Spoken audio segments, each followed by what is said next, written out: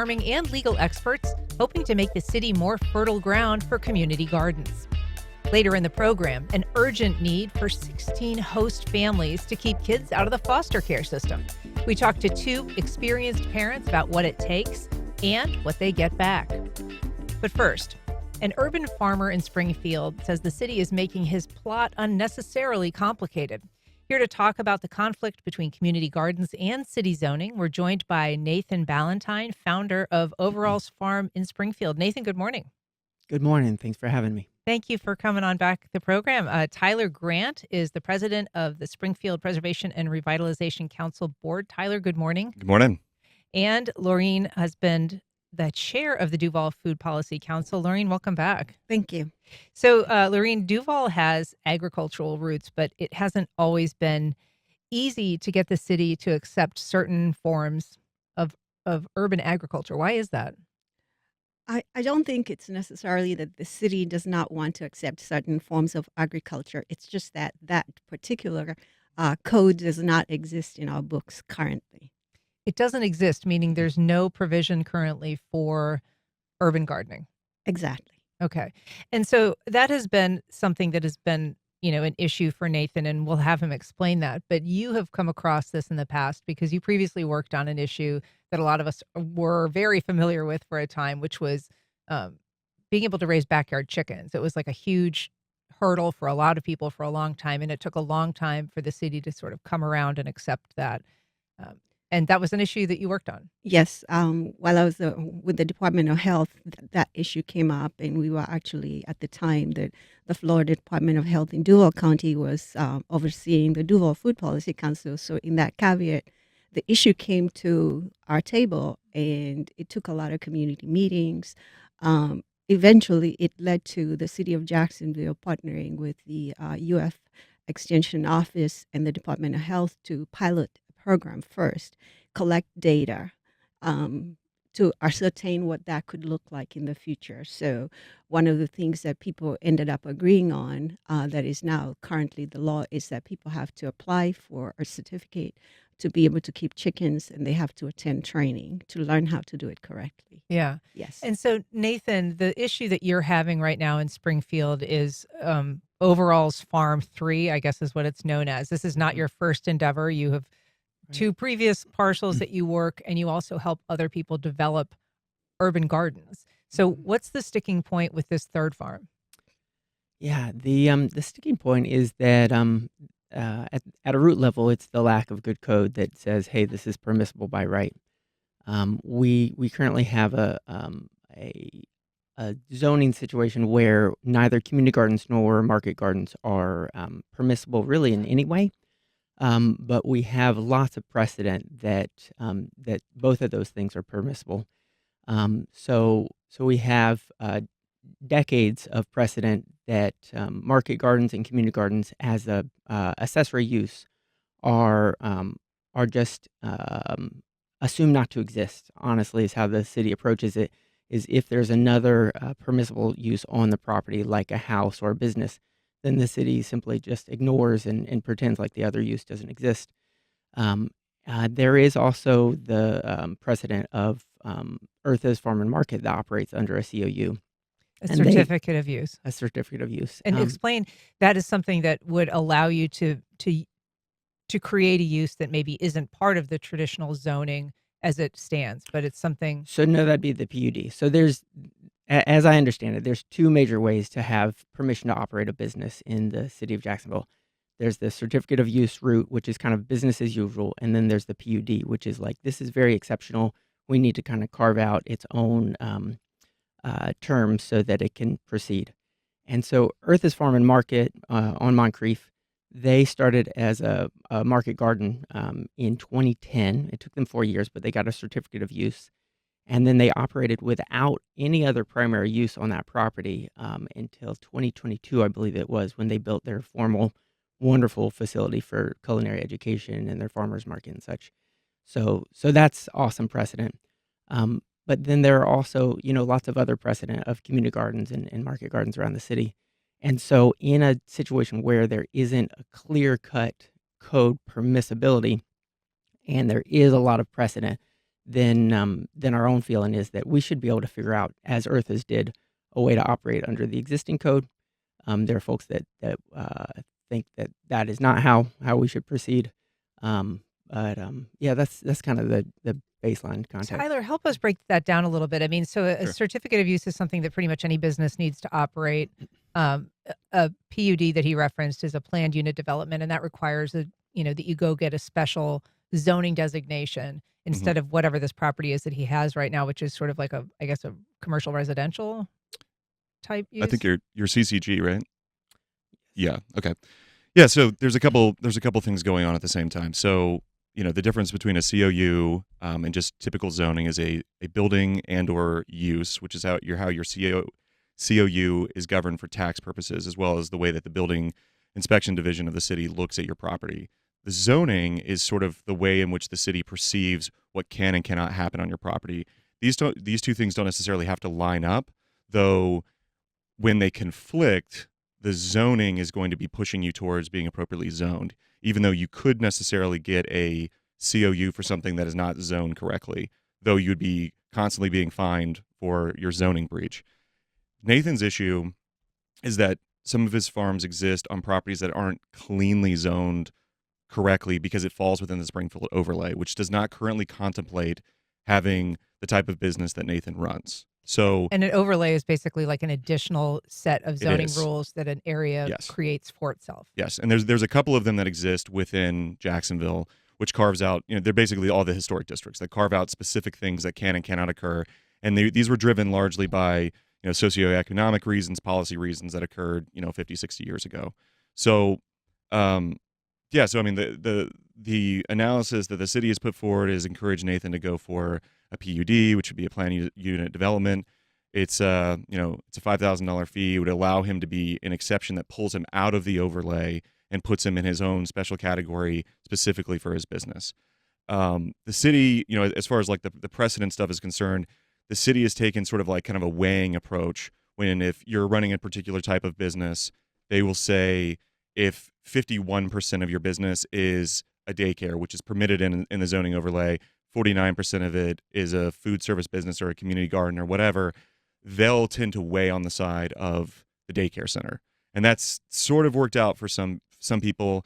There's been some issues with that going forward. And that's why we've tried to work with Nathan about navigating this with the city, either going through the PUD route or being creative with that piece of legislation that I sent you that we've been advocating with the city to try to adopt, so that this sort of takes it out of the zoning analysis and some of these like bifurcating or trifurcating definitions, but actually trying to move forward where this is a permitted use by the city. And for a permit, it basically models exactly what the HIN Act is.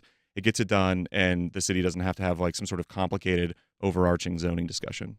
And so the act that you're referencing that you sent, the proposed bill, it's called the Hive Act, and basically it would address urban farming. It would create rules governing, what can be done on those properties, and it would allow the city to permit these to exist. Currently, they don't really have the framework to allow this kind of farm. Correct.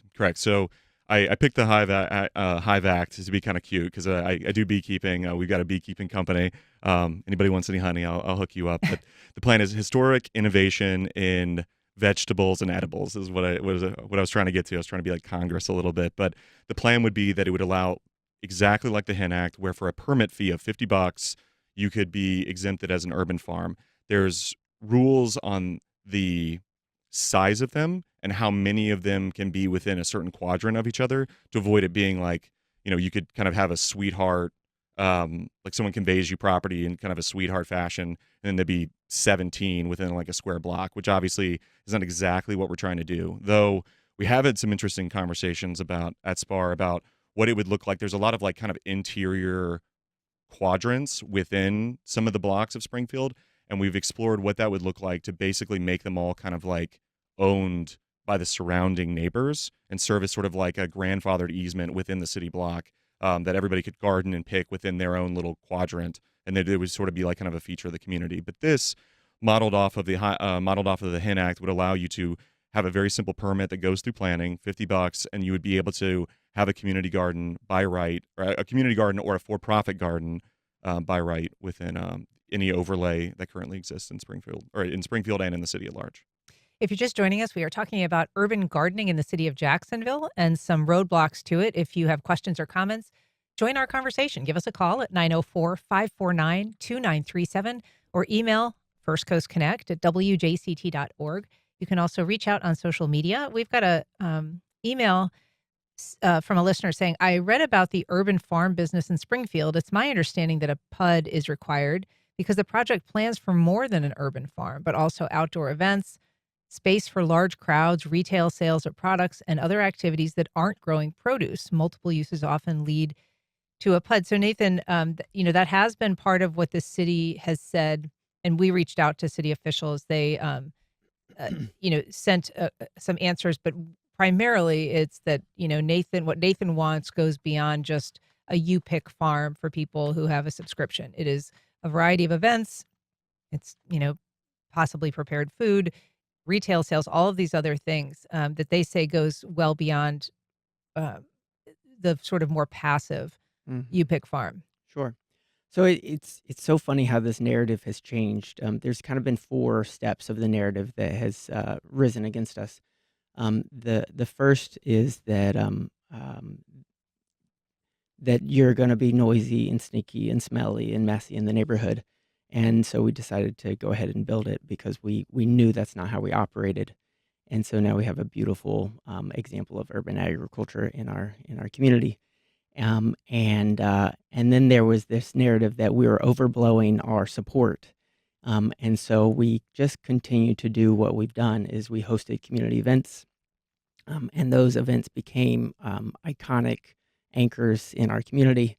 And we were trying to apply originally as a private club because we said, well, our business model is way more than 50% club model. People pay a monthly fee like Netflix, and they can come be in our space. They can come host their own events, and they can pick vegetables. And that's been our business model for 7 years. So we were applying as that. Initially, we were rejected administratively because our property is not 1 full acre. It's 2/3 of an acre. And the city said, no big deal. And this is planning speaking. They said, no big deal. I had a pre-app meeting, and they said, you should apply for a COU by exception as a private club.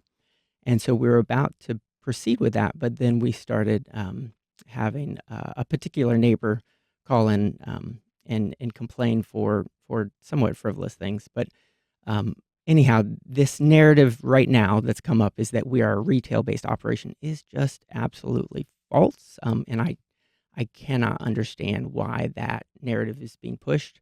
We had an event. We had one single event that was a fundraiser for Just Food Network, that is the umbrella of Duval Food Policy Council, and we sold tickets on one evening for games and for pumpkins and things like that. And that is the only retail type thing that we've done on the property in 7 years, or any of the 3 farms, excuse me. So that's not the case. Do we host community events? Yes. So a few months ago, there was a concern about proceeding with a private club COU. There was the thought that if we're granted a COU as a private club, then it would open the neighborhood up to strip clubs. And we said, well, I don't really understand that idea, but okay, that's fine. We'll proceed and pursue a community center COU. And community centers host events. They host the community. They have meeting space. They do youth programming. And so we started being public about the fact that we do all these things, right? The sanctuary youth from the sanctuary on 8th Street come over every week for a youth farming program. We have a monthly community meal called Greens and Beans. And that's about all the programming we have on site. We have some impromptu tours and education. But this narrative that like we are a plague on the community is just not true. We have 300 neighbors who have signed our petition to support our application for a COU. So it feels contrived. So yeah, that's that's what I think on the topic. We've got a message from John on Facebook saying, "Man in overalls rocks. Why should he have to pay $5,000 for a garden in Springfield? And why should the city of Jacksonville charge so much? It sounds punitive. Nathan does a lot of community education to assist in overcoming the issue of downtown food deserts." We also have a call from Adam in St. Johns County. Good morning, Adam. Go ahead. Hey, good morning, everybody. I just wanted to call in, listen to the show every day, but I'm a huge proponent of, urban gardening, both for edibles and Florida native plants. And I guess really, I just wanted to see, what your panel thought was the best way to take action. Who do we write? Who do we call? How do we, get the word out more that would actually be, an effective way to create change for this? Laureen, since this has been kind of your bailiwick, I'll ask you to take that question. And I'm just going to roll in another one because I know one of the things that's come up is, well, the state has a right to farm law that was approved by the legislature. So why isn't this covered by that? Actually, for the Right to Farm Act, I'd like Nathan to take that on because he's had to use that as part of his argument and found out that actually doesn't, in essence, cover you. And why is that, Nathan? Well, why don't you start Sorry. with answering Yes, Adam's question? but Yeah. we need, going back to what Tyler was saying, we do need legislation locally to be introduced and adopted for anybody who wants to have an urban farm or a community garden, to be able to know how to navigate that correctly without being in code violation. Yeah. And I mean, that is something, Tyler, that this bill would accomplish. So has SPAR, your organization, taken a position on Nathan's farm in particular? Who are you working with at the city level? And in terms Sure. of like what Adam is saying, like what should ordinary people do? Yeah, so I guess for the update on this, so the HIVAC that I've drafted, we're meeting about it next Tuesday, and we're meeting with city planning. We've got 2 different sponsors that have been interested in it from city council on both the right and the left. So not really seeing a lot of issues there. There might be some, nickel and diming as far as the language is. This was just me pen to paper, so we could kind of move things around. And obviously, would love to have Nathan in on the conversation about what would accommodate that, because to Nathan's point, Nathan is not just a for-profit farm with like a Netflix model of like getting people in. Like it is beyond that as a company and as a business. He brings people in. He gives out free water at Porch Fest. He has educational things. Like some of this goes beyond what a traditional for-profit company would do. So finding safe harbor within the code is complicated, and I think that this accomplishes that.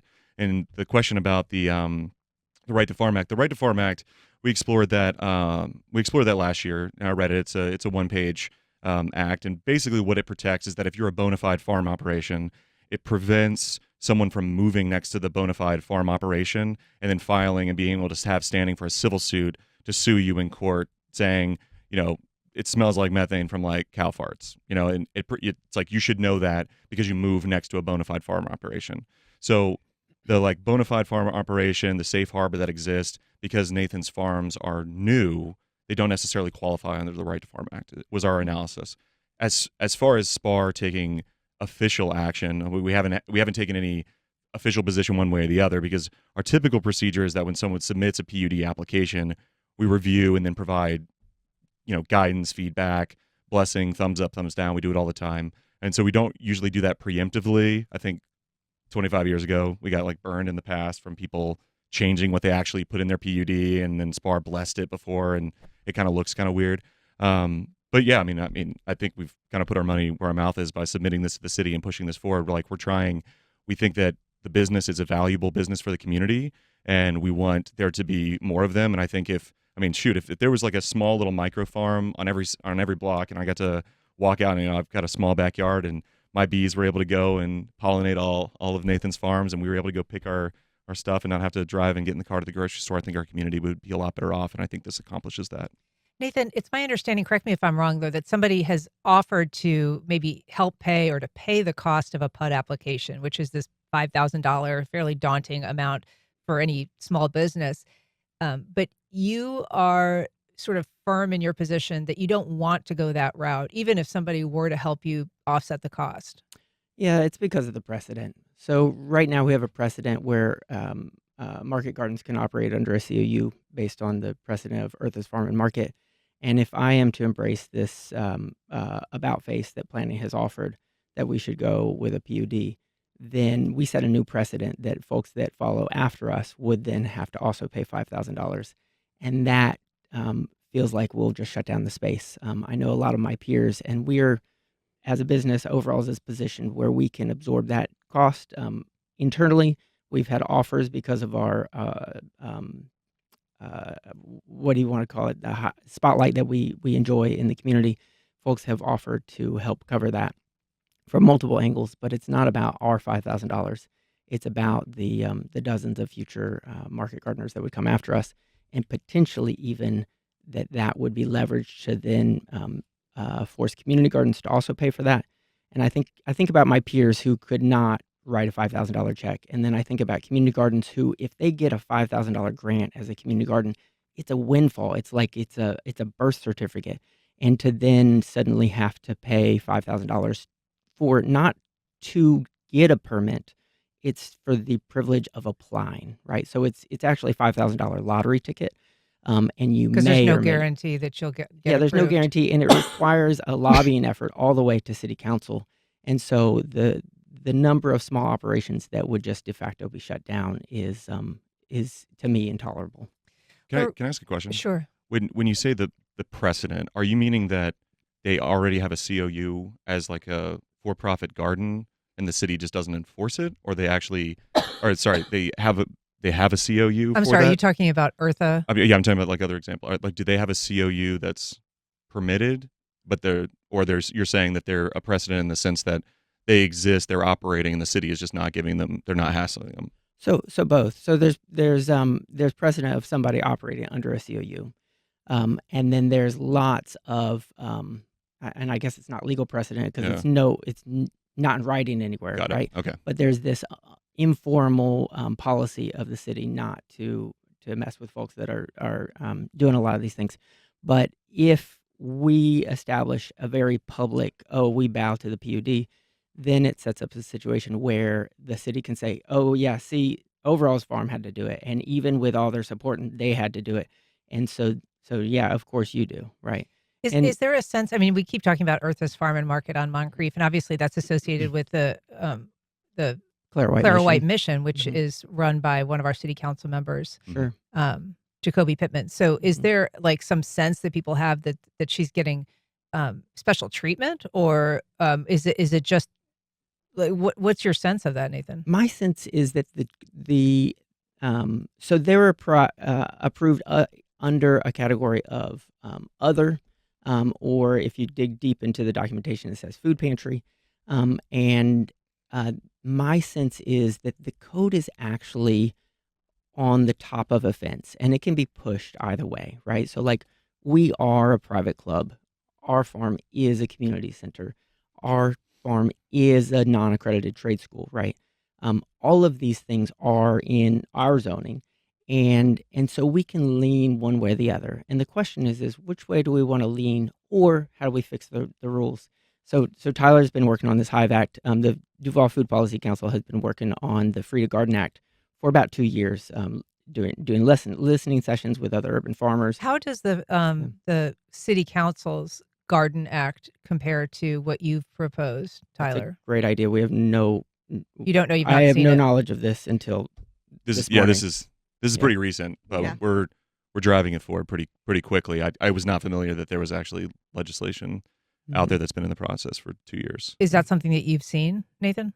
Yeah, we've been. I sit on the Duval Food Policy Council as well, and so we've been working on that. What are the like the highlights of it? The highlights is that it would make community gardens and market gardens permissible by right in zoning districts across the city. That's the gist of it, but lots of stipulations around like number of public events and anything and everything like that. On farm sales. How does it distinguish like what is the community garden versus like the for-profit like subscriber garden? Like what are the differences? Mm-hmm. Well, the market garden is is more business model based, and community garden is more either an allotment or for community benefit kind of basis. Yeah. I got an email from Right. Joe. He says, Okay. "Isn't this farm already getting or this farm business already getting special treatment. He's built structures with the required COA. Yeah. It says he's built the structures in the historic district, and he doesn't have the certificate of use for operating his business. Why hasn't he been shut down if he's not following the rules that everyone else has to? You have gotten some citations, I guess. hmm Yeah, we don't have any permanent structures on site. So we do have a shade structure that we can stretch some canvas over, but that could be taken down in a day. We did get some citations. We had a citation for unpermitted mulch storage. And we got a citation for trash for firewood that I had chopped and stacked up and taken a picture of for our neighbors. And a COA is a certificate of appropriateness. Is that Yeah, correct? that's the It's for the historic overlay. district. Yeah. Okay. Um, And, Laureen, and candidly, I think that's one of the. Sorry, I want you to jump into, but I think that might be what the Jacoby Pittman situation is, because they fall outside of a historic district. They're also this Duval generally has permitted agricultural uses, and properties can be kind of reallocated to find safe harbor in that. But the historic district, I think, is what really drills down to make this kind of like it's very specific what you can and cannot do in Springfield. And so I think that's also kind of where a flashpoint is. But Laureen, I just wanted to ask because, other cities have made the assumption of permission, built into their code. And some cities have kind of gone out of their way now to change the rules so that that's very clear.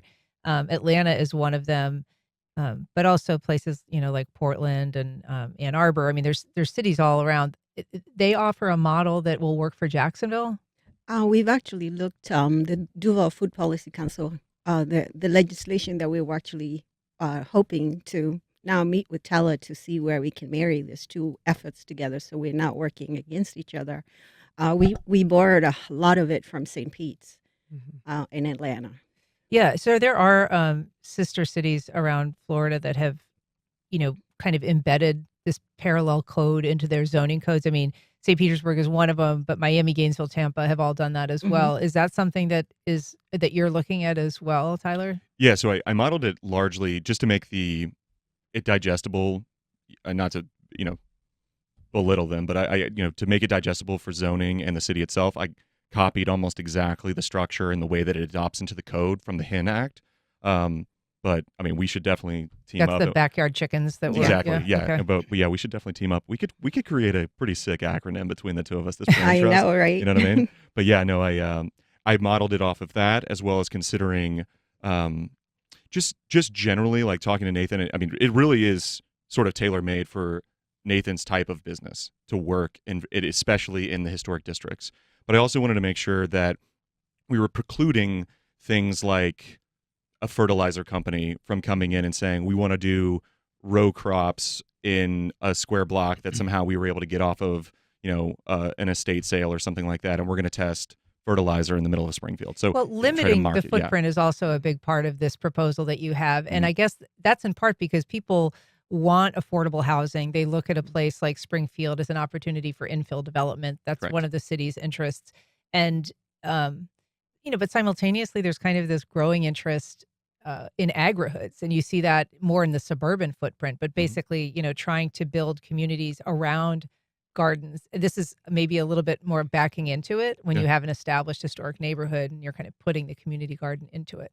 I mean, I think one of the great things about Springfield, I mean, this is why we love it so much, is that it has, in parts, it is a blank slate, and we've been retooling our overlay currently to accommodate where we kind of want the neighborhood to go over the next 50 years. It was done 50, 60 years ago in order to accommodate some different like socioeconomic policies and try to move the neighborhood from where it was back then. And now we're kind of in a more elevated, economically driven neighborhood. And so we're trying to drive all of our interest on Main Street, 8th Street, as well as within the interior of the footprint, making sure that we promote density, but also accommodate the unique things like food and community that bring people together, which is like a Nathan's farm. So I mean, countless people. I mean, the backyard behind his house is a gem in the neighborhood, as well as behind Matt Bishop's property. I mean, people love it. It's beautiful. I mean, I'm in ag myself, so I love it. So yeah.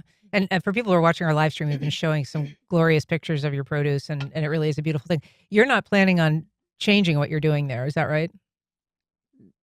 Uh, I I guess mean, I don't know what you mean. you've set up your farm. You don't have any plan to take it down. I mean, this Oh, regardless no. of kind No, of no, what no. is going forward with the city. Yeah, we're gonna keep going. Yeah, we only developed our second and third farms in the neighborhood because we had a unbelievably long wait list from neighbors in the community, and so we want to feed those neighbors who want to eat, and every day that wait list grows longer. Right now, even though we're serving over 120 families, we have 70 plus Springfield neighbors on our wait list saying, "Hey, please, can I get in?" And Laureen and Tyler, I know that you kind of said that this is an ongoing process of negotiation with the city.